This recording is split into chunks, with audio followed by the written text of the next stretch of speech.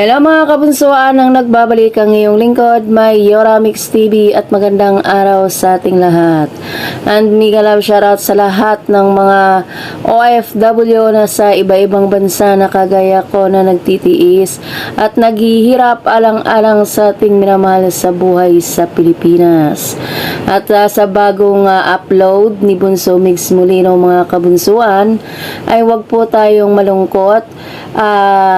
Pinalaya lang ng mahal nating si Bunso Migs Molino ang pangalan ng mahal niyang prinsesa. Pinalaya pero nakaukit pa rin yan sa puso niya.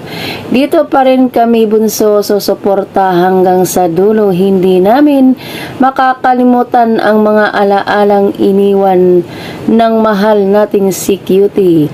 Let's move on at harapin ang panibagong yugto ng buhay. Ay mga kabunsoan ay wag na tayong malungkot kung hindi natin nakita sa bagong vlog ni Bunso Migs ang pangalan ni Cutie Mahal doon sa description. Siguro tingnan lang natin sa susunod niyang upload yung nandoon pa at yung yun ay sa upload niya uli ay hindi natin makikita at sa susunod pa ay ibig sabihin nun ay tuluyan ng pinalaya ni Bunso Migs si Cutie Mahal. But para sa akin ay okay lang yun, para naman ay dire-diretso na ang pagmumove on ng ating minamahal na iniidolong si Bunso Migs. Pero hindi naman yan ibig sabihin ay makakalimutan si Cutie.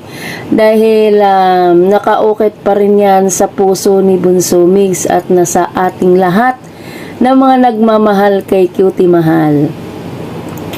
Ay yung iba maraming nasasaktan dahil nga baka yun na ang simula na pagkalimot ni Bunso Migs kay Cutie Mahal. Pero magtiwala lang tayo kay Bunso mga kabunsoan, hindi niya yan magagawa na kalimutan si Cutie Mahal dahil sila ay mayroong pinagsamahan at alam natin mahal na mahal din nila ang isa't isa mga kabunsoan.